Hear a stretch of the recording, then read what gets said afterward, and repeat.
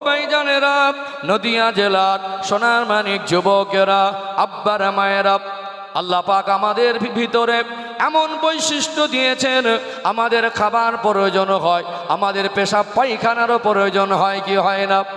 দুনিয়াতে কত সৃষ্টিজীব আছে, আমরা কত গৃহপালিত পশু পাখি লালন পালন করি, তারা আমাদের মতো খায়, আমাদের মতো ঘুমায়। আমার আল্লাহ দয়াময় তাদের যে বিবেক বুদ্ধি দিয়েছেন আর মানুষের যে বিবেক বুদ্ধি দিয়েছেন, কোয়ালিটি এক নয়।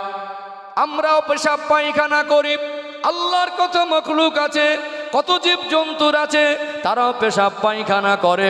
মানুষ ব্যতীত একটা প্রাণীর নাম কি বলতে পারবেন পেশাব পায়খানা করার পরে ওই নোংরা জিনিস থেকে তারা ধৌত করে পবিত্রতা অর্জন করে?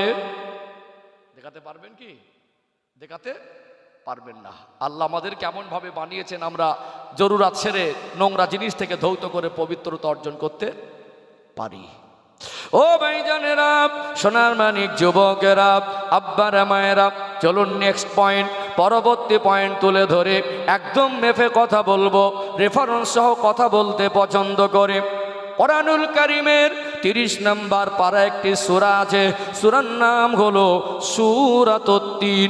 সূরাতুত তিনের 4 নম্বর আয়াতে আল্লাহ দয়াময় তিনি জানিয়ে দেন, লাকাদ খালাকনাল ইনসানা ফি আহসানি তাকবীম। আমি আল্লাহ মনুষ্য জাতিকে অতি সুন্দর অবয়বে বানিয়েছি। আমাদের মাথার তালু থেকে পায়ের তলা